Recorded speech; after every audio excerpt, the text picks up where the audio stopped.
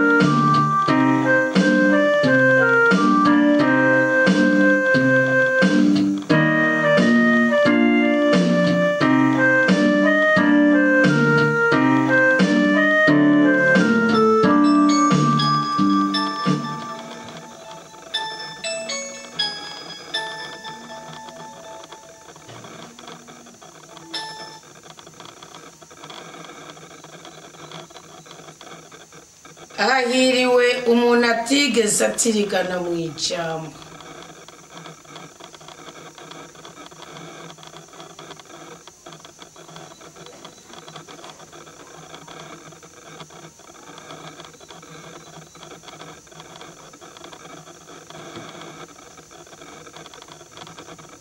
Natunuzwe n'umubabaro w'ibicumuro. Hahiriwe uwo atacyo yiyagiriza kandi atataye ukwizigira kwiwe. Turashimiye umukama kuba turi bazima kuri uyu munsi mushasha udasa n'indi minsi. Uyu munsi wa 292 turi mu isaha saa 6 z'ijoro. Turiko turakira akanyamuneza, turiko turakirana akanyamuneza.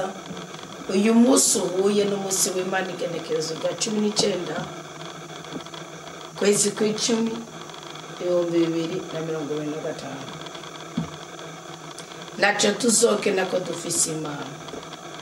Nta nikizotugora, nta nikizoturusha, nta nikizotunaniza, nta nikizodutetereza. Nipfuza kuganira muri uyu mwanya wa saa 6 z'ijoro n'umukristo yumva hari inyota y'ikina keneye kugira yumve ko atuje. Iyo uri umunyeshure wumva icyo gufasha ukaba mu mayinite, ukaba mu wa mbere kugira ngo uzogire diplome itari satisfait, kugira ngo uzogire diplome avec fruit, kugira ngo uzogire diplome avec de la fruit. Wawipfuza ko niyo diplome itogupfira ubusa wocuronka akazi, kwifuza ko nako kazi ukarose wocu uja mu bundi buzima ugahindura icyerekezo cy'ubuzima. Birashoboka cyane ntibishoboke. Kubera iki? Ubundi ubuzima bwa buri munsi niyo mahirwe y'umukristo. Ariko mwene Sirake muri kigabane cya 14 atubwiye 30 igaragaza umunahire w'uwariwe. Iyo turaba ibyo tubayemo buri munsi tukagice dusabye Imana twumva tuko duharanira ubuhiga. Ariko bakundwa b'umukama mu kwakira isezerano rishasha mu nkundire duce ku mayange ubuhirwe Bibiliya ivuga. byoronka byose utuba umukama ubufisi nyatsi y'amahirwe byoronka byose utane nazo umukama udashimira umukama utuba iteko ry'Imana wahiriwe umuntu atigeze atirigana mu ijambo iri jambo ushobora kutaritirikanamu mu kurivuga ukaritirikanamu uko ryiyumvirako agera kurivuga ugahenga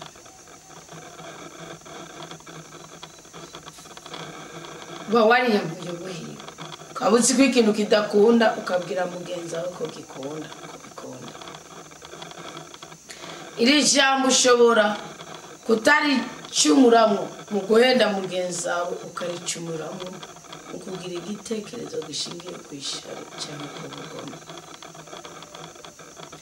ariko ngo umuntu atigeze atirigana ku ijambo arahiriwe ninda adatirigana ku ijambo Kristo yaravuze ngo muramaze gututurwa ku bw'ijambo ryanje nguko mumaze gututurwa ku bw'ijambo ryanje niko Yohani mu nziza Yesu Kristo yandikirwa mu 14 ko avuga nguko mumaze gututurwa ku bw'ijambo ryanje buro ni musabe data icyo mushaka cyose mugisabisha ijambo ryanje mubone kubihabwa arashira ko kanu mundo murongo w'indwi Yohani 15 mu nziza Yesu Kristo yandikirwa okicyo datashaka nuko mukomagisha bakundwa b'umukama kudatirigana ku ijambo ntandi wo kuri ububasha ntandi wo kuri imbaraga ntandi wo kuri ubutwari ntandi wo kuri ubwo gudanga kimwe nakekeranya kandi nakorwa n'isoni kukubwira nuko ari mu kumviriza no kumvira ijambo ry'Imana kwarabadyumva ngo bakomera kwadyumviriza ngabo kudyumvira wapi kubishira mu ngiro wapi none uzobuhiriwe cyane nuko n'ijambo ry'Imana biravuga ngo n'inkota y'ubugi ububiri yatemye gatongora mu bigaragara ikazana ineza yirukanye nabi mu bitagaragara ikazana urukundo yirukanye rwa none urahiriwe isezerano tuje kwakira uyu munsi isezerano ryo kuba abahirwe ko iki gitigiri kabiri mu buhamya kandi itigiri 9 niyanabaro y'Imana cyo bwenge Labani amaze kuba ayigejeje kuri Yakobo murenganya Imana hagurukiye gutabara Yakobo nero uyu munsi bakobwa beza bashingana y'abapfasoni namwe basore mwebwe ba Kristo mwese uyu munsi wiyubare kandi wiyubure uyu munsi wiyubure kandi wiyubake uyu munsi wiyubake kandi uwiheshe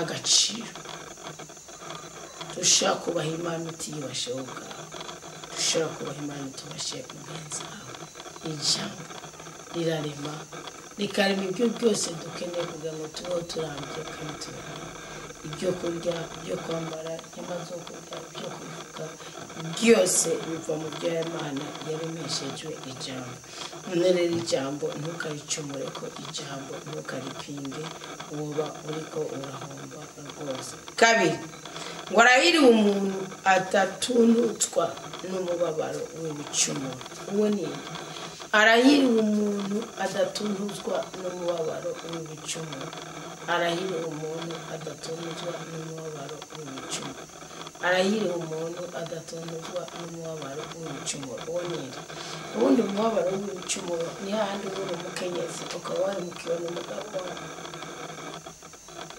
mugabo iyo umaze kugira intungu kubera icyaha cya mugenzi wawe wamaze guhamagara amakara yakayumukamo ku buzima bwa mugenzi wawe kandi si byiza kubera iki nimutebe kuraka mutebe gushavura mutebe gufata umwanzuro kuko mwene Siraki yaravuze ngo icyumviro cyose gifatiwe mu ishavu kibwiriza kuzana ikintu giteye isoni cyangwa kibabaje umwe muri abo begereye aho cyabereye none rero urahiriwe nimba uteba kuraka udatunuzwa n'umubabaro w'ibicumuro ugacumura mugabo ngibitari gutunuzwa kubabara no gucumura biratandukanye gucumura no kubabara n'ibintu bibiri. Hari igihe ubabara ntucumure ukihangana, hari n'igihe ubabara ugaca ucumura. Ngo hahiriwe ataco yiyegiriza kandi atataye ukwizigira kwiwe. Bakundwa bo Mukama, uwo ni wa muntu yamaze kubyibukira ishari n'ubu n'imboni. Umuntu ataco yiyegiriza kandi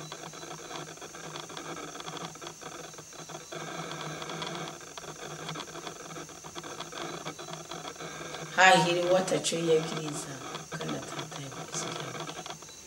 Niyo utatukwisigira Imana izoguterana n'amakuba.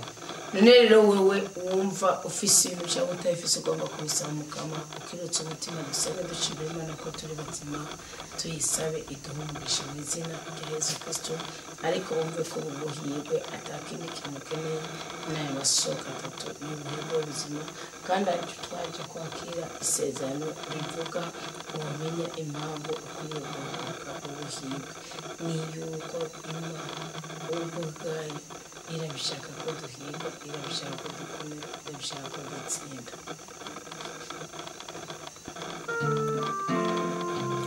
None rero ntiwiyangiritse, ntiwisuzugure, ntiwigereranye, ntiwisuzuguze. Imana irahari, nukuri nikubabara, nikwagura imbibe, nikuhumurisha, nikuhumuriza, nikumunezero. Mu izina rya Yesu Kristo tutabaha ubwoko bw'Imana. Amen. Dawe wa twese ubwagiye mu ijuru, turagushimiye cyane twebwe abana bawe kuko turiho kandi turi bazima.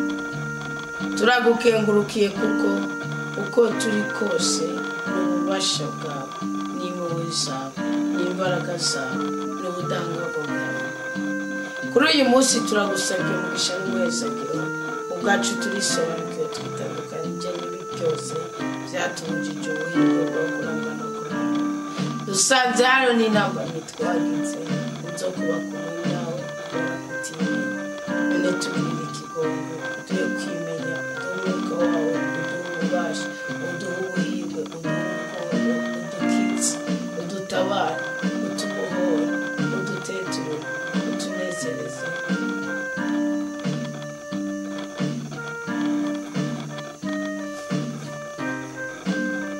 Uduhice imitima yacu yifuza gukora ifise, ariko tweme ibyo dutandukanye nawe, uduhe ibyo rushirizaho kudushyira mu murongo w'abana bawe. Yesu Kristo umukozi mwiza, amaraso nadutwikiye, turasa indoto mbi, turasa urusaku rw'amashitani, turasa ubusambanyi bw'abarozi kuri twebwe, turase umwuka mubi w'agashinyaguro ku buzima bwacu, twasa urupfu n'agashinyaguro kawe, twasa abarozi, twasa abakinzi. Turataramuje amashitani y'ubwoko bwose, abari kuraguriza amazina yacu, abari kuraguriza ubuzima bwacu, abahawe imiti yo gupoma mu izina ryawe Yesu Kristo umukozi mwiza. Abadutwaye ibyo baterekera ko turitandukanije nabo kandi turikandamukanije n'ibyo wenyine.